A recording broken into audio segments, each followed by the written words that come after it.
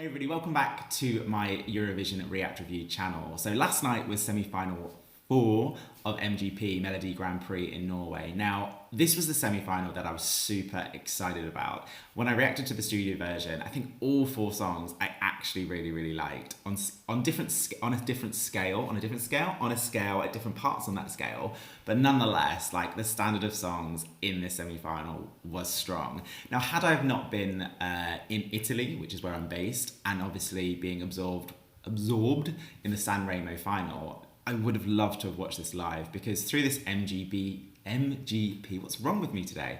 Through this MGP journey, which I've been on this channel, I've always had to catch up with the songs on the next day. Now, last night, I just couldn't hold my anticipation. So when I came home from my friends, there was a gap before we kind of found out who won in Italy. I had to kind of check whether my favourite, Sofie Made of Glass, made it through. I reacted to that. That was last night. That's on my YouTube channel. Hopefully I'll be able to put the link up there. And if you see that, you'll know that I was super stoked, super happy that Sofie managed to get through what effectively was a bloodbath semi-final.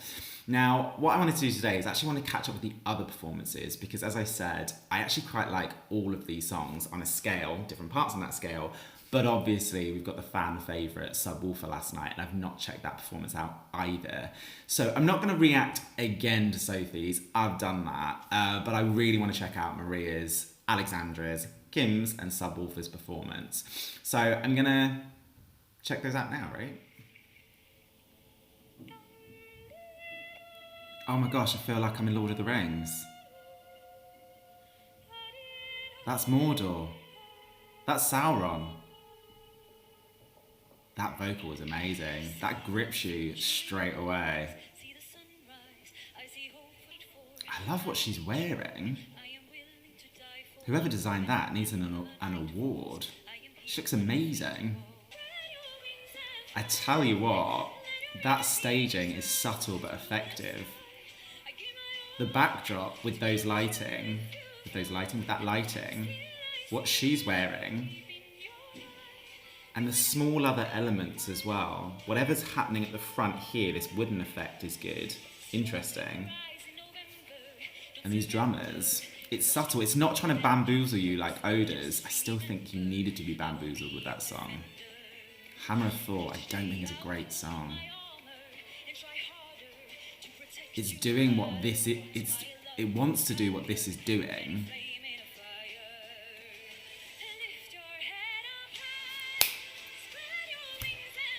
And this is what I wanted Oda's song to do. Have different levels, where Oda's song's just one note. This song builds.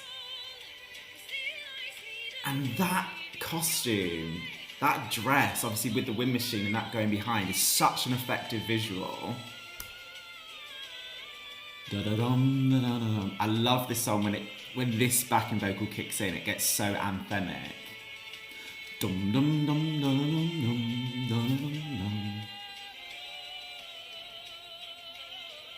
This is a song that needs to be performed. Like, I liked the studio version. I love the performance. Like I said, there's so many subtle things visually. I'm really surprised Sofie beat this. I mean, I'm happy, obviously.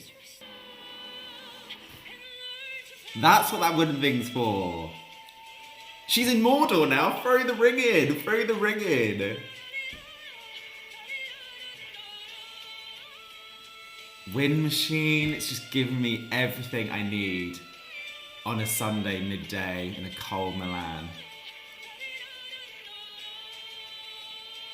I don't think I've commented on how amazing her vocals are.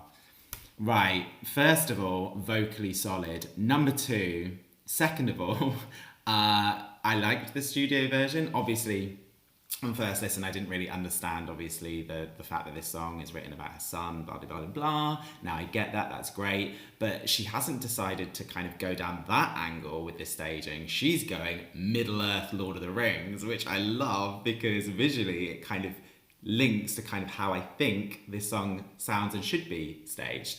And I love the fact that she hasn't tried to bamboozle you with amazing camera angles and amazing kind of visual spectacular that is Hammer of Thor, which Oda was bringing. She doesn't need to because the song is so unbelievably good. Like, I can see why people... I'm really surprised Sofie beat that. That is very good.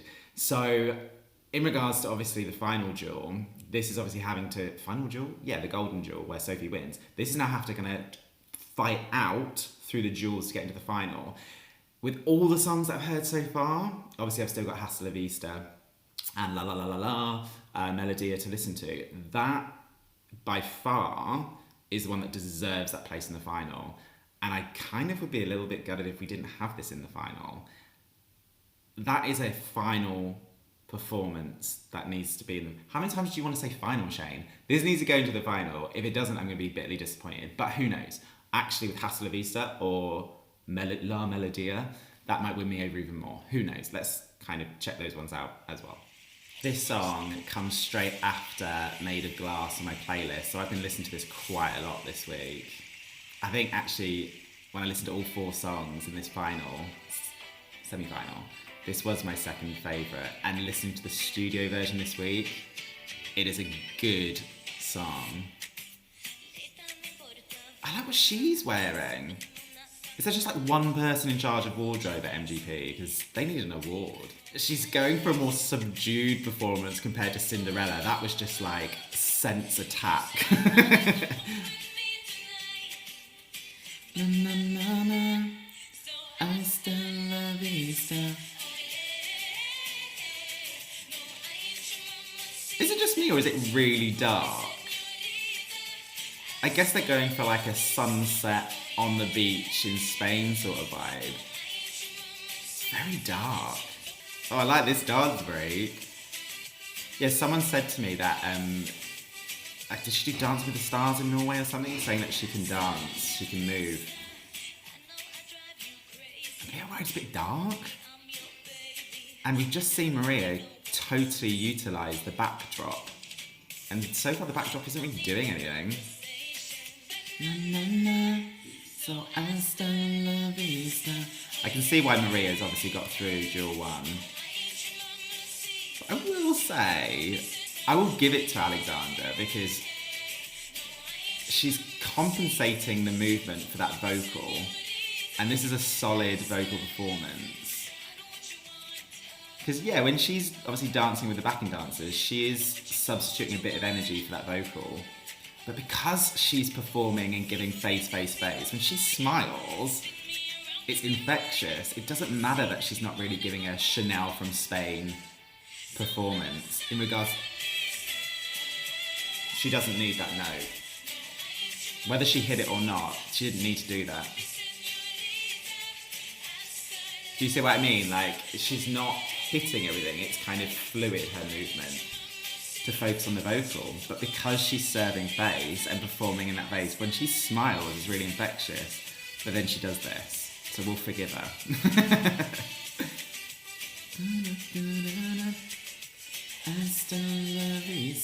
Okay, so we've got to be honest, right? Maria did deserve to go through that duel, and both these songs are now going to have to fight it out in the duels to get, obviously, that last place into the final. Listen, studio cut, I think I would continue to listen to this more than Maria's, I'm not gonna lie. I actually really like this song. It fits really nicely into my playlist when it comes on. I really enjoy it. But watching that, I think Maria deserves to go to the final over this. And I'm gutted, but that is obviously, we knew this, the standard of this semi, it's just so high. It's a good song. Like I said, I think the staging is a bit dark. She didn't need to hit that note. And you could do with a little bit more energy when she's not wailing her towel around. But I can always forgive a singer for kind of not giving it like a full Chanel from Spain to focus on the vocal, because actually vocally that was solid. But I enjoyed that. Right, Kim, what have we got for us? Even though this was my 4th favourite in the semi, there's something about this song that I quite like. Not only is this like the semi-final of songs, this is the semi-final of vocals. Not only the studio, but live. We have heard some quite shaky vocals in MGP this year. But I'd be disappointed if he couldn't deliver this vocally. Copyright. If you follow Eurovision, you'll be very familiar. 2013, was it? Aliona Mohn from Moldova. I think Caesar from Romania as well utilised this kind of optical, it's not even optical illusion, just standing obviously on something and having a really long outfit. Vocally though, wow.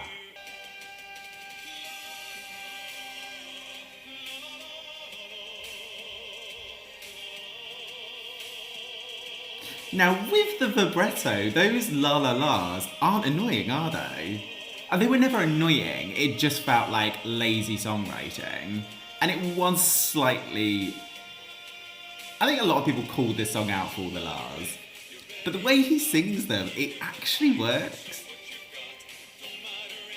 And you could potentially call him out for, obviously, if he's standing there, he's going to have to be stationary for the whole 3 minutes. But the camera man needs an Oscar because the camera work, the way that they're doing this, because he can't move. And yes, obviously, he's serving arm choreography because there's nothing else he can do. But the camera shots are really clever because you could potentially get really bored the way he staged this. But the pan-ins and the pan-outs and the circling is very good. And we've got that key change.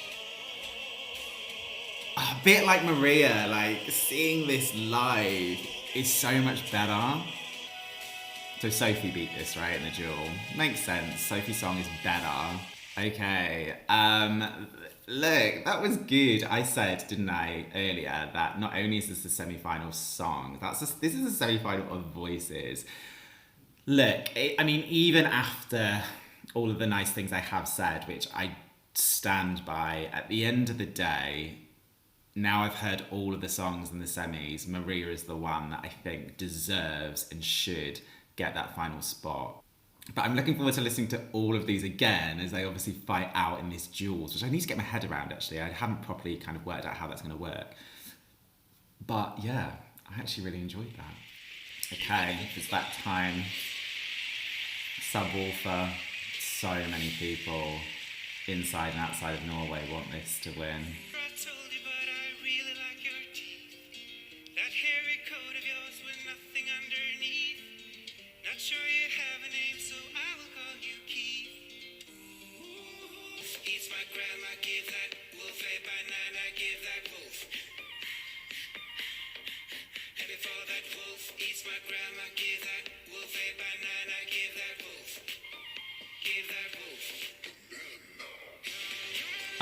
Now I'm seeing this, like, if I'm thinking for Norway, right? And what the song that they should send, because this is all about who goes to Turin and who can have the biggest impact to do the best. Because I feel like, yes, obviously visually and lyrically, people will call this out of being gimmicky, but it's sung well.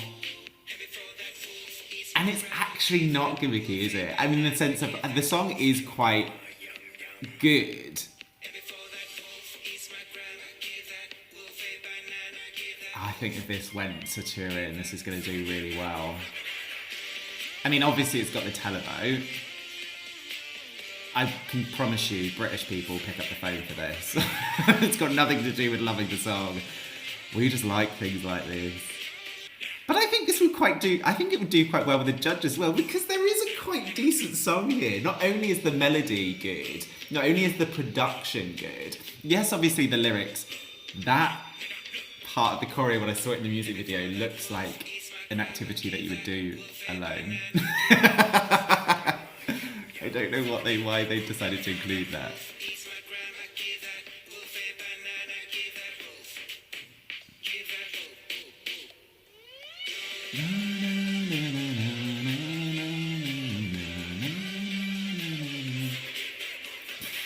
I mean, this was the semi-final of vocals, and this is completely reliant on a recorded backing vocal.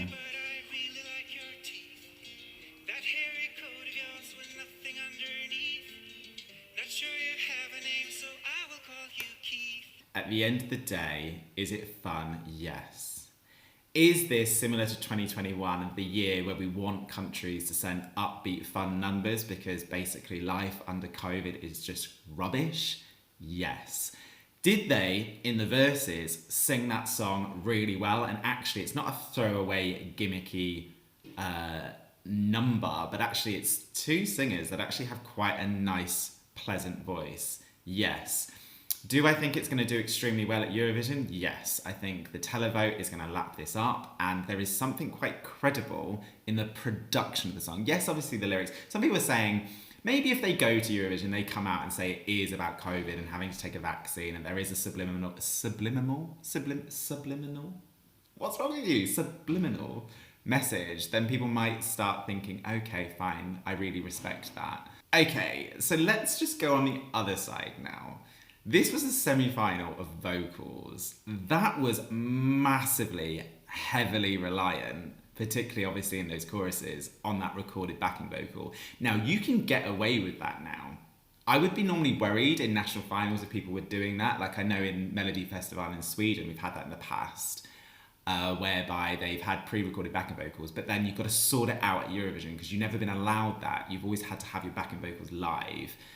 Now, my understanding is, I believe Eurovision has kept the rule that you can now have recorded backing vocals, which we were allowed in 2021. So with that said, it's almost a moot point to critique this song on having an over-reliance on backing vocals. But I will say that I know that judges in 2021, the judging panel from different countries, marked down songs and were critical of songs in their marking. Not all of them, but certainly you could see in some of them, songs that were dependent or over-reliant on backing vocals. Because you've got to, that's what the jury's there for. But how is that not going to win, right? Yes, obviously, I have... Look, at the end of the day, I can't say that I don't like that song. How can I say that?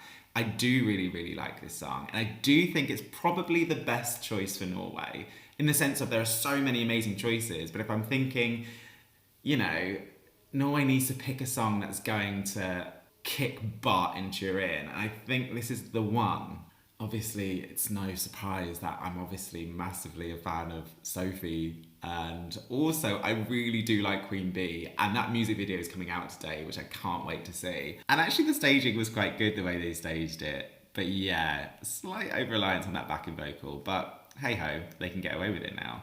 So those are my thoughts. Please let me know what you think. What did you think of the results of semi-final 4? Did you think Sofie deserved that place? How do we think Maria's going to do in the duels? And what did you think of Subwoolfer's performance? Did anyone get winners vibes? Not only is it MGP winners vibe, but obviously we've now got Italy's song from last night. You know, if you're picking they couldn't get two opposite parts of the spectrum, could you really? Subwoolfer versus Mahmood and Blanco. Think of it like that. I think, yeah, Mahmood and Blanco is probably the favourite right now. Would this beat it? So, anyway, please let me know in the comments below. If you haven't done so already, please do subscribe to my channel. Please do click the notification button so you're informed if and when I post videos. And yeah, until next time.